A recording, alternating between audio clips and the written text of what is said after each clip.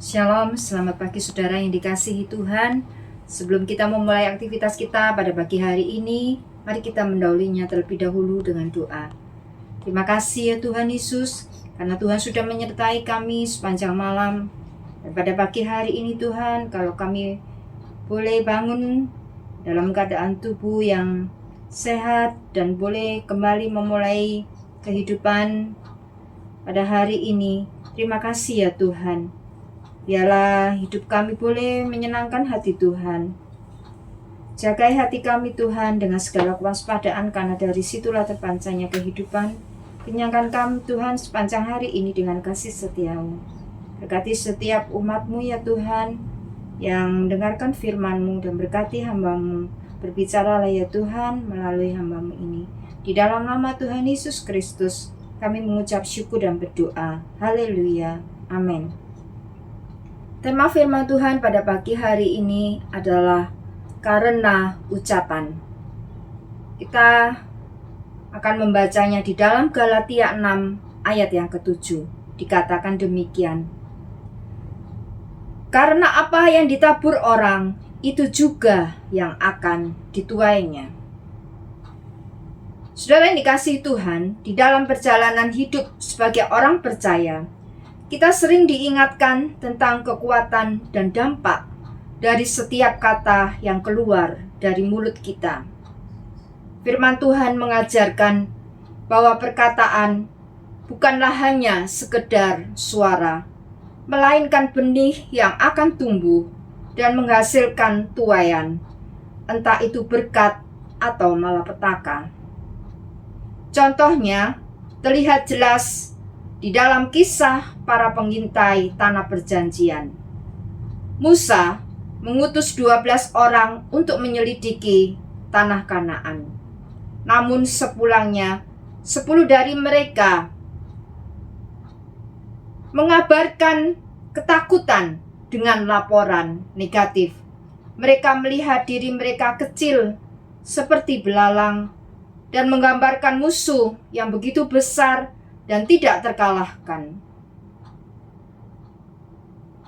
Berita ini membuat seluruh umat Israel bersungut-sungut, meragukan kuasa Tuhan, bahkan memberontak. Sebagai akibatnya, mereka menuai dari perkataan ketakutan itu. Mereka mati kena tulah. Mereka tidak bisa melihat tanah perjanjian yang sudah Tuhan janjikan kepada mereka. Sebaliknya, Yosua dan Kaleb memperkatakan iman mereka, menyuarakan keyakinan bahwa jika Tuhan menyertai, maka kemenangan sudah pasti. Di dalam Bilangan 14 ayat yang ke-9b dikatakan, yang melindungi mereka sudah meninggalkan mereka, sedang Tuhan menyertai kita. Janganlah takut kepada mereka. Perkataan Yosua dan Kaleb adalah benih iman yang kelak menghasilkan tuaian. Mereka berdua masuk ke tanah perjanjian. Kisah ini menjadi pelajaran penting bahwa apa yang sering kita ucapkan akan membentuk cara pandang, mempengaruhi tindakan, bahkan menentukan masa depan.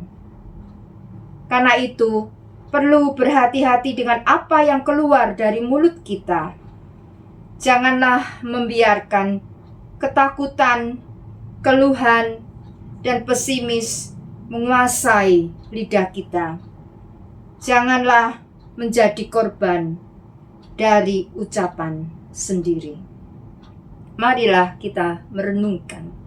Ucapkanlah janji Tuhan di dalam nama Kristus, karena kemenangan dan berkat telah disediakan bagi mereka yang sungguh-sungguh mengasihi Dia dan percaya akan kebesaran kuasa Tuhan. Amin. Mari kita sama-sama berdoa. Tuhan Yesus, kami mengucap syukur Tuhan atas firman-Mu. Di dalam perkataan kami, biarlah kami selalu menyelaraskan Tuhan dengan kehendak-Mu. Tuhan, hidup kami ingin diberkati.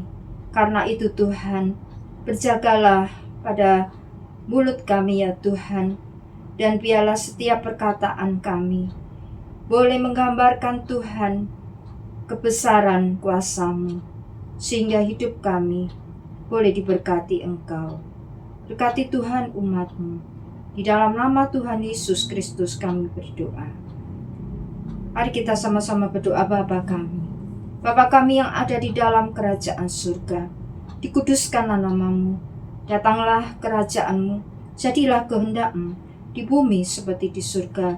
Berikanlah kami pada hari ini makanan kami yang secukupnya, dan ampunilah kesalahan kami, seperti kami juga mengampuni orang yang bersalah kepada kami. Dan janganlah membawa kami ke dalam pencobaan, tetapi lepaskanlah kami daripada yang jahat, karena Engkaulah yang empunya kerajaan dan kuasa dan kemuliaan sampai selama-lamanya. Amin. Tuhan Yesus memberkati.